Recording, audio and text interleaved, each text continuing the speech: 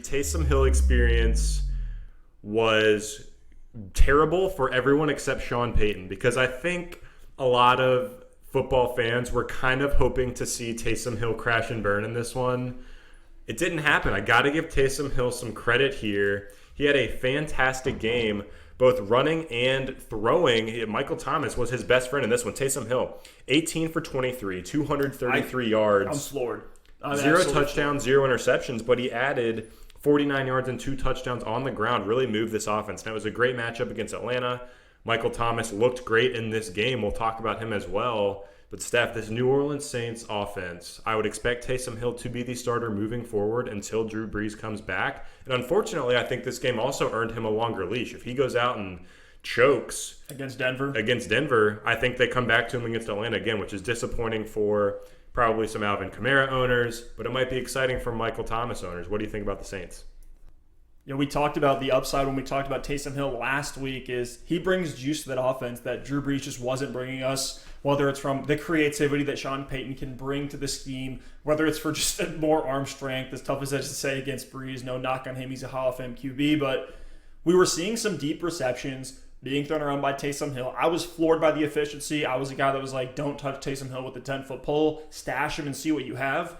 Luckily, the matchup against Atlanta made things a little bit easier for him. Against Denver, I think you can plug Taysom Hill in at your QB spot if you absolutely have to. I knew he was moved out of the tight end designation in all platforms last time I checked. But if you're sitting there with a really rough situation, let's say you were streaming Tua or you're looking at Derek Carr, I think it's worth for a guy that's going to get you the rushing volume that Taysom Hill is going to give us. And then we actually saw some efficiency. Like 18 to 23 is not bad at all. And I know some of those passes weren't the prettiest things in the world, but he was able to push the ball downfield. We saw Michael Thomas had a great game. You're starting him every single week. No questions about him. That did not crush his value. Emmanuel Sanders was an interesting one. 10 fantasy points in PPR leagues. Caught 4 receptions for 66 yards in this one. He had the big one called back, right? He had like a 60-yard bomb called back for some phantom penalty before the snap, so that could be interesting. That's a good call out. And he had a 44-yard catch late in the second quarter, so I think there's upside there for Emmanuel Sanders. That was another guy that we said keep him stashed. Who knows if Taysom Hill is the guy that Sean Payton's been hyping up for years and years and years and is now finally going to deliver. If we see it, we're going to see it in a big way. So we did see that. Let's talk about Kamara.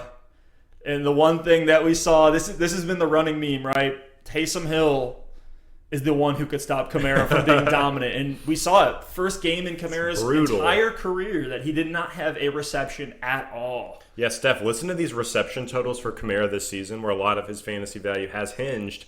5, 9, 13, 3, 8, 8, 9, 5, 7, 0. Yikes. Absolutely brutal. And we both are pretty heavily invested in Kamara in some of our bigger high-stakes leagues. So very disappointing and frustrating to see out of that backfield, and I am, quite frankly, concerned. My concern meter on a scale of 1 to 10 with Alvin Kamara is about a 10, but here's the thing. You are starting Alvin Kamara every single week, regardless of format, hands down.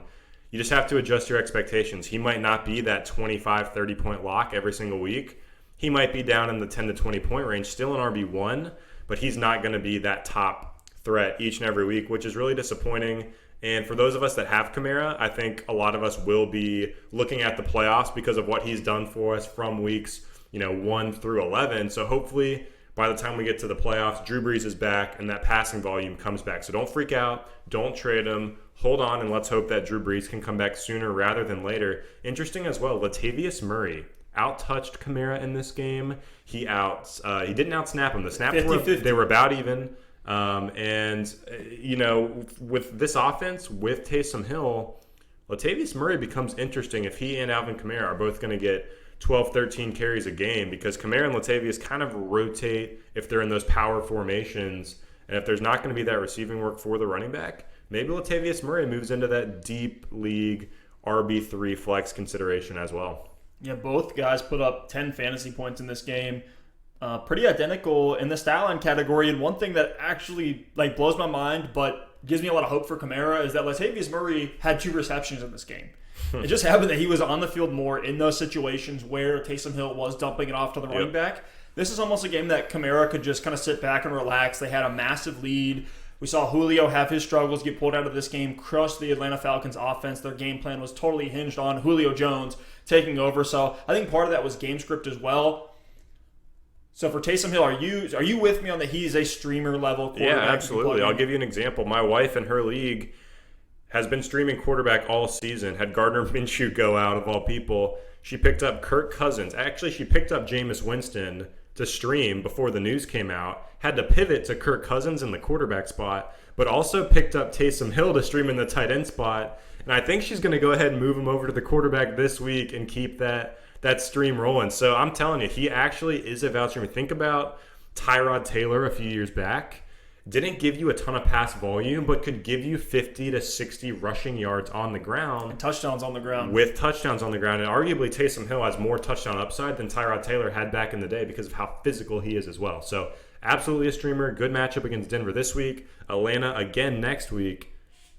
Don't drop him if he lost that tight end eligibility. Keep him in there.